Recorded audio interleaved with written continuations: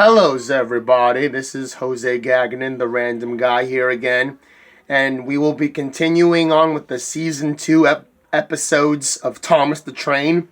So now we are on episode 5 of season 2, which is called Old Iron.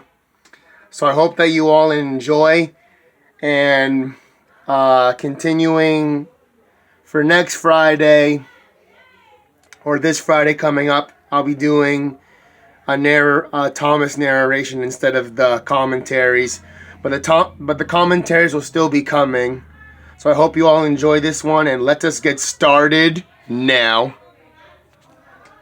One day, James had to wait at the station till Edward and his train came in. This made him cross. Late again! Edward laughed and James fumed away.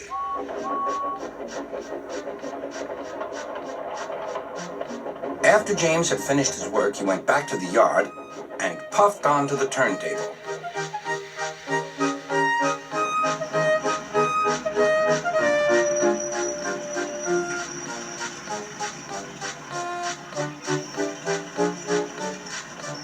He was still feeling very bad-tempered. Now, there's a thing that goes on in the show as well where a bunch of the younger trains, they just hate the older ones for some crazy reason. Like, James hating Toby and Edward because of how old they are, and he thinks that they're not amazing as the younger trains are, and they can't, he doesn't think that they're able to do amazing, cool things like the older trains or like the younger trains can do. But the older trains like Edward and Toby, they end up showing that they can still be cool even though they're a lot older, and they can still be useful as well. But he doesn't think that they can be useful and cool as the younger ones. So he just likes to complain about, they shouldn't be around, like they're useless. And it's like, no, man, like older, just like in real life, older people are really amazing, just like in this case older trains are too. And you're gonna see what's gonna happen in this episode, which is really it's a really interesting and very funny episode. Edward is impossible, he grumbled to the others. He clanks about like a lot of old iron, and he is so slow, he makes us wait. Thomas and Percy were indignant. Old iron? Slow? Why, Edward could beat you in a race any day. Really, said James. I should like to see him do it. At least Thomas and Percy actually care about Edward, because they've hung around a lot with Edward. And I guess the thing is, since James doesn't really hang around a lot with Edward, that's why he doesn't really care much about Edward and is always being a jerk to him. But Thomas and Percy, they've hung out a bunch of times with Edward before, so that's why they're so caring, and they stick up to him when James is being a jerk, saying crazy stuff about him to their faces about Edward.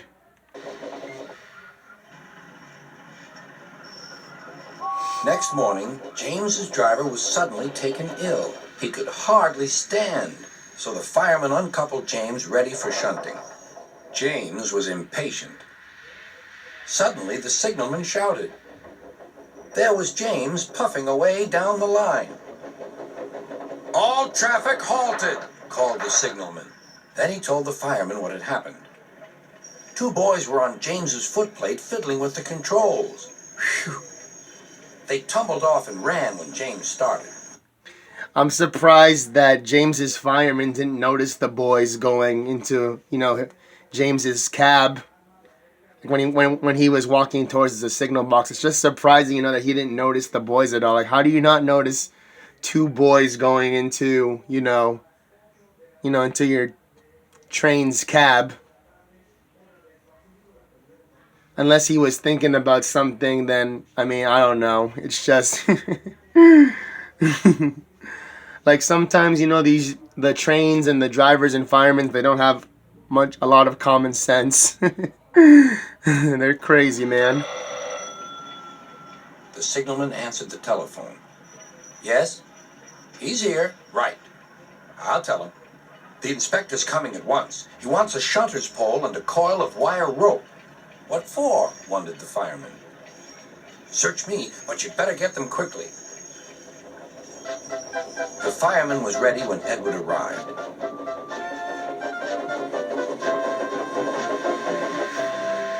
The inspector saw the pole and the rope. Good man, jump in.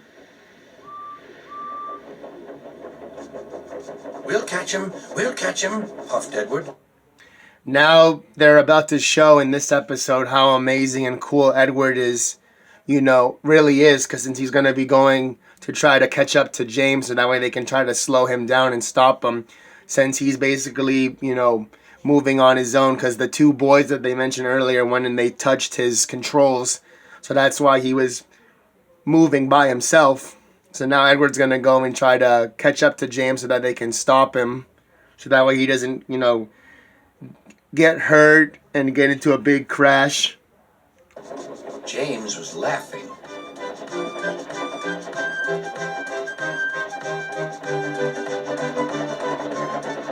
What a lark! What a lark! He chuckled to himself. Suddenly, he was going faster and faster. He realized that he had no driver. What shall I do? I can't stop. Help! Help!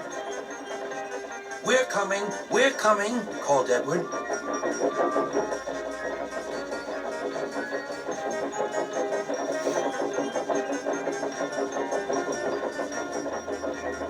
Edward was panting up behind with every ounce of steam he had.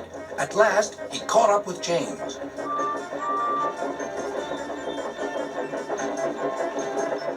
Steady, Edward, called his driver. The inspector stood on Edward's front, holding a noose of rope in the crook of the shunter's pole. He was trying to slip it over James's buffer. The engines swayed and lurched. At last, got him, he shouted. He pulled the noose tight. Gently braking, Edward's driver checked the engine speed, and James's fireman scrambled across and took control. So now James is going to feel even more silly because now he just got rescued by Edward, who he thought was useless and stupid because, of how old he is. But now he's like, now I know that older trains, aren't as useless and stupid as I thought. Like, they actually can do amazing things. So now he's going to feel silly and embarrassed like he usually does. Like I said,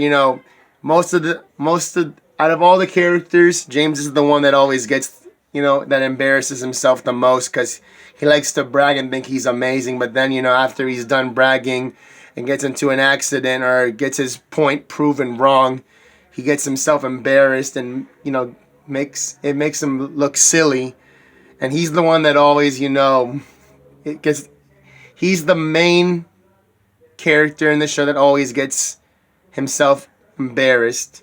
He always makes himself look silly, and he always embarrasses himself in front of the other trains, which is it's funny. Oh, the old iron caught you after all, chuckled Edward. I'm sorry, whispered James. Thank you for saving me. You were splendid, Edward. That's all right, replied Edward. The engines arrived at the station side by side. Sir Topham Hatt was waiting. A fine piece of work, he said. James, you can rest and then take your train. I'm proud of you, Edward. You shall go to the works and have your worn parts mended. Oh, thank you, sir, said Edward. It'll be lovely not to clank. So now that was episode 5 of season 2, Old Iron. I hope that you all enjoyed. And like I said, for this Friday coming up, I'll be doing a narration from a season 5 episode. And then after, I'll continue on with doing the the commentaries on the on the rest of the season 2 episodes, and then I'll continue on with season 3, season 4, so on and so forth. So I hope that you all enjoyed, and look forward to my other commentaries for this for the show. And have the amazing times, everybody. Enjoy yourselves. Woo! Get the greatness.